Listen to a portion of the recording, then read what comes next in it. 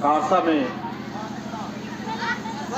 आज परम श्रद्धेय संविधान निर्माता डॉक्टर भीमराव अंबेडकर जी के जयंती समारोह में उपस्थित गांव सहरसा के मेरे सम्मानित बुजुर्गों, नौजवान साथियों, माता और बहनों, प्यारे बच्चों और मंच पर विराजमान मैनेजर साहब बलराज जी और आज के इस कार्यक्रम के आयोजक और आप सबके प्रेरणा चौक भाई कदम सिंह कासा जी, इसी से हमारे पूरब नगर पार्षद छोटे भाई पवन जी और आपके बीच में आपके समाज की गरीब, आपके समाज के बुद्धिजीवी जो लंबे संघर्ष के बाद आज हरियाणा के अंदर अलग अलग कॉलेज और विश्वविद्यालयों में प्रोफेसर के पद पर है doctor Ram Tiwari ji, doctor Mukesh ji, doctor Manoj ji और डॉक्टर जितेंद्र जी। ये सभी बच्चे वाल्मीकि समाज से हैं और प्रोफेसर हैं और सभी पीएचडी है।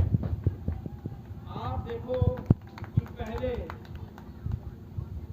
इस देश में दलित समाज से डॉक्टर भीमराव अंबेडकर जी डॉक्टरेट और डीएससी थे। इनसे तो समानता नहीं की जा सकती। अंबेडकर साहब तो हिंदुस्तान में नहीं बल्कि पूरे संसार के अंदर सबसे अधिक शिक्षित और सबसे विख्यात व्यक्तित्व है।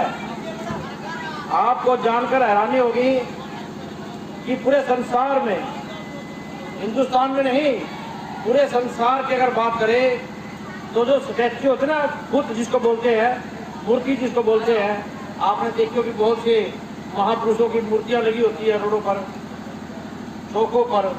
तो सबसे ज्यादा मूर्तियां पूरे वर्ल्ड में अंबेडकर जी के नाम पर है। अंबेडकर जी की मूर्तियां रखी हुई है। तो आप इसी बात से अंदाजा लगा लो कि भाई जिसकी सबसे ज्यादा मूर्तियां, तो फेमस तो वही हुआ ना। ये तो कॉमन छोटी सी बात है। तो आप बड़े सौभाग्यशाली है कि आपके समाज में, एक दलित समाज में एक ऐसा व्यक्ति पैदा हुआ जिसको, जो हमारे अंतिम वायसराय थे हिंदुस्तान के, लॉर्ड माउंटबेटन, जब उन्होंने हिंदुस्तान को आज़ाद कराने का डिसीजन लिया कि अब हम अपने इंग्लैंड जाएंगे, और उस समय 560 के आसपास छोटी छोटी रियासतें थी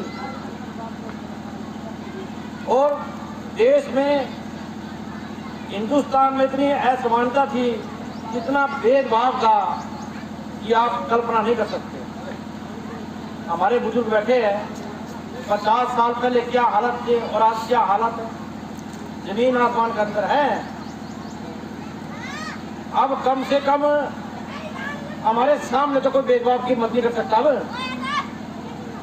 पीठ पीछे तो वो कर सकता है, मैं कह नहीं सकता, लेकिन अब जमाना इतना बदल चुका है कि आमने सामने किसी की हिम्मत नहीं है। साथ बैठ के खाना पीना, दुख सुख में आना, 36 बरादरों का जो भाईचारा बना है वो किसकी बदौलत है? वो डॉक्टर भीमराव अंबेडकर जी की बदौलत है। ये जब संविधान सभा के लिए एक चुनाव शुरू हुए पूरे देश में, तो ये जो थे जिन्होंने संविधान लिखा, तो ये वैसे नहीं थे कि आज उठा लिए, चुनाव हुए, संविधान सभा बनी, बाबा साहब बंगाल से जीत कर आए, मुस्लिम बाहुल्य सीट थी वो, पहली बार तो हार गए थे, लेकिन कांग्रेस पार्टी ने फिर उनको टिकट दिया, फिर वो जीत के आए। और जब वो संविधान सभा में पहुंचे तो जो राजा थे, जो 560 जैसी रियासतें थी, उनके जो प्रिंसेस थे, उनके जो नॉमिनेट किए उन्होंने, उनके व्यक्ति भी उस संविधान सभा में थे। 297 के आसपास पहुंचे टोटल, फिर उसमें 297 लोग हो गए। तो जो ड्राफ्टिंग कमेटी थी, जिसको हिंदी बोलते प्रारूप समिति, उसके अध्यक्ष बनाए गए डॉक्टर भीमराव अम्बेडकर जी, और उसमें टोटल 5 मेंबर थे, 5। 297 में से सिर्फ 5 रह गए, और 5 का प्रधान कौन बन गया? डॉक्टर भीमराव अम्बेडकर। और अलग अलग जातियां, अलग अलग धर्म, अलग अलग बोलियां, अलग अलग रीति रिवाज, अलग अलग प्रथाएं, उन सब को एक साथ लेकर एक जैसे कानून से सबको हाँकने का काम, सबके लिए क्या क्या सुविधा दी जाए, ये सारे के सारे काम डॉक्टर भीमराव अम्बेडकर ने किए। और आज पूरे वर्ल्ड में जो भारत का संविधान है वो सबसे सर्वश्रेष्ठ है। इतना बड़ा संविधान जिसमें 395 आर्टिकल अनुसूचियां थी, इसके मुकाबले का दूसरा संविधान नहीं है। लेकिन वो किन परिस्थितियों में पड़े आप कल्पना नहीं कर सकते। बाद में ये जो बता रहे थे हमारे डॉक्टर मुकेश जी बता रहे थे, रामदास जी बता रहे थे कि भाई आपके समय भी कम सहूलत थी, अब सोचते ज्यादा है, ज्यादा फैसिलिटीज है। हमारी बेटियां भी अब मंच पे आकर एक बेटी बोल के गई है।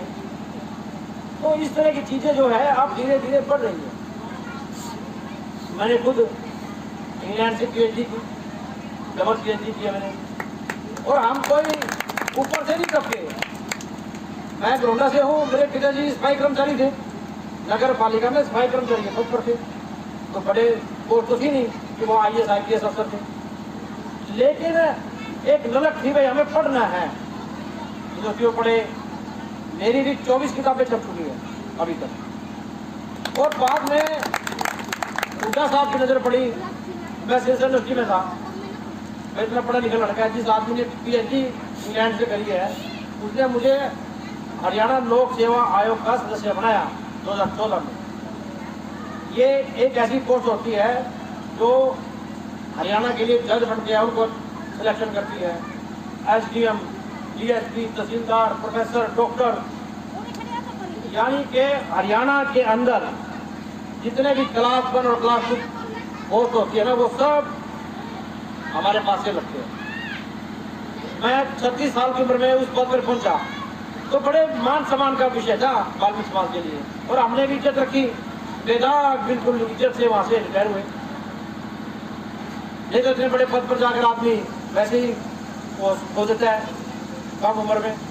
तो हमने बड़ी गंभीरता के साथ, बड़ी इज्जत के साथ अपना टाइम पूरा किया। और हमारे समाज के लोगों को बताना चाहता हूँ कि मेरे से पहले हमारे समाज का एक ही एनजीओ होता था, सुशील सारवण, उसका बाप भी IAS अफसर, माँ मंत्री रही, नाना भी मंत्री रहा। तो एक ऐसा आदमी था तो जिसका मतलब घरों में से पूरे मिलिट्री फैमिली से था, आम आदमी तो नहीं था। हम आम आदमी के बच्चे हैं, हम कह सकते हैं मेरे पिता सफाई कर्मचारी थे, हम उसके आए।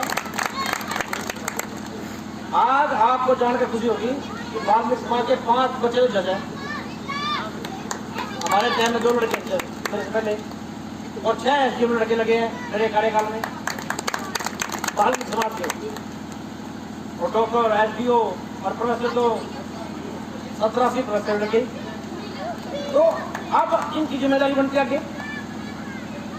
भाई मुझे मौका मिला, अगर हमने 200-300 बच्चे भी लगा दिए अपने, अब उनकी जिम्मेदारी बनती है वो भी मदद करे समाज की। अकेला व्यक्ति नहीं कर सकता। रही बात कदम जी, बड़ी आदमी है आपके, सामाजिक आदमी है, मेरी इनको शुभकामना है कि आप जिला परिषद के लिए तैयारी कर रहे हैं, बहुत अच्छी बात है। ऐसे नौजवानों का साथ देना चाहिए। मैं तो पक्ष में रहता हूँ युवाओं के, हर उस व्यक्ति के मैं पक्ष में हूँ जिसके फादर पोलिटिशियन नहीं है,